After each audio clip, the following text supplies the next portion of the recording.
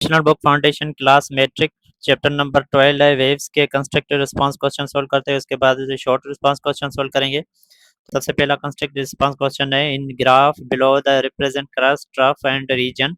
तो हमें इस ग्राफ के अंदर शो करना है कि ट्रफ कौन सा है, क्रस्ट कौन सा है और ओरिजिन कौन सा है। ठीक है, पे वेव का देखें तो यहाँ पे जो ये है वाई एक्सिस और ये एक्स एक्सिस जहाँ से स्टार्ट होती है ये होता है बेसिकली ओरिजिन, ये होता है बेसिकली ओरिजिन।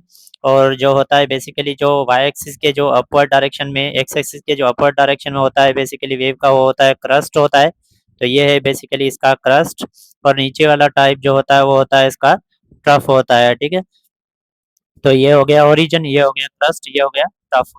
पार्ट बी के अंदर है, also in similar graph draw the against show the displacement amplitude and wavelength. तो इसी ग्राफ के अंदर हमें शो करना है कि डिस्प्लेसमेंट कौन सा है, वेवलेंथ कौन सी है और एम्पलीट्यूड कौन सा है।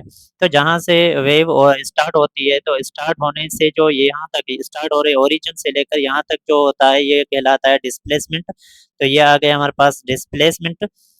और डिस्प्लेसमेंट के बाद जो होता है बेसिकली जो किसी भी क्रस्ट या टफ का जो ये जो पीक होता है इसको कहते हैं एम्पलीट्यूड। ये आ गया। ठीक है, ये हमारे पास होता है एम्पलीट्यूड। तो ये है बेसिकली हमारे पास एम्पलीट्यूड।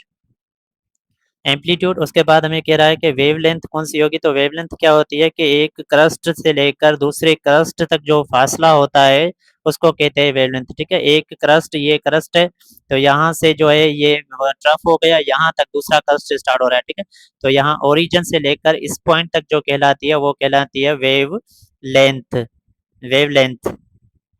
जब हम शॉर्ट रिस्पांस क्वेश्चन सोल्व करते हैं तो सबसे पहला क्वेश्चन है, what will happen to the frequency of a wave in a ripple tank if time period of electrical vibrator is decrease, what happen to the speed of a wave. तो speed of wave पे क्या फर्क पड़ेगा अगर time period जो है decrease हो जाता है, स्पीड पे क्या फर्क पड़ेगा। तो सबसे पहले इसका जवाब है कि frequency will increase because frequency is inversely proportional to time.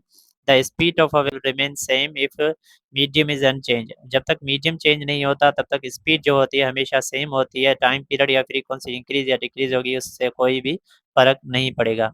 Number two, what will happen to the wavelength speed frequency time period of a water wave in a ripple tank if water waves enter from the deep water to the shallow water region. ठीक है, तो यहाँ पे सबसे पहले clear करता चाहूँ कि शेलो वाटर क्या होता है। शेलो वाटर ऐसा वाटर होता है जहाँ पे वाटर की डेंसिटी या वाटर कम हो या फिर वाटर की गहराई कम हो। किनारों पे वाटर की जो होती है गहराई कम होती है बमुकाबल सेंटर पे, तो इसको कहते हैं शेलो वाटर।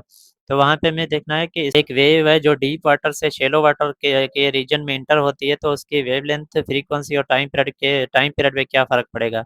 तो यहाँ पे इसका जवाब है wavelength and speed decrease, frequency and time period remain same. Question number 3 है, nuclear fission explosion are takes place at the sun, yet we get heat on earth but do not hear the sound।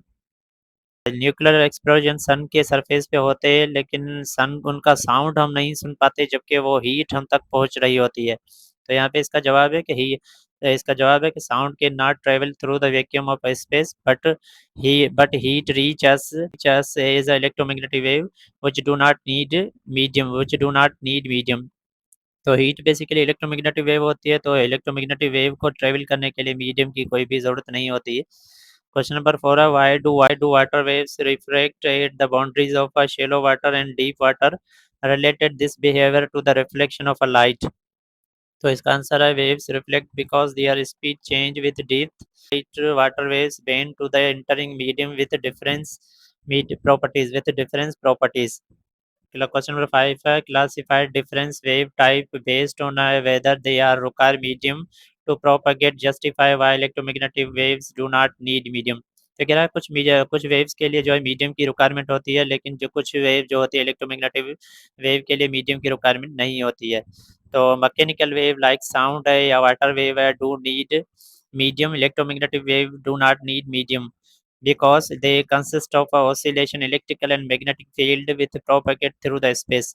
तो electromagnetic wave basically oscillation होती है electrical और magnetic field की, तो उसी वजह से प्रोपेगेट करके स्पेस में जो है वो ट्रेवल करती है। क्वेश्चन नंबर 6 है, under what condition does maximum diffraction of a wave occur. तो किस कंडीशन के अंदर जो है ज़्यादातर डायफ्रैक्शन होती है। तो होता है maximum diffraction occur when wavelength is equal to the size of a gap और ऑब्स्टिकल। जो ऑब्स्टिकल या साइज के मुताबिक अगर वेवलेंथ होती है उसकी साइज के इक्वल होती है तो वहाँ पे मैक्सिमम डायफ्रैक्शन होती है। Question number 7 distinguish between the reflection and refraction by describing how each process affect wave direction and speed. Design the experiment and demonstrate both phenomena using the ripple tank and evaluate how change in medium affect with process. तो इसका answer होगा reflection wave change direction speed remain same. Refraction के अंदर refraction के अंदर क्या होगा, wave change direction and speed due to new medium. In ripple tank place a barrier to reflect wave and using shallow water to show reflection.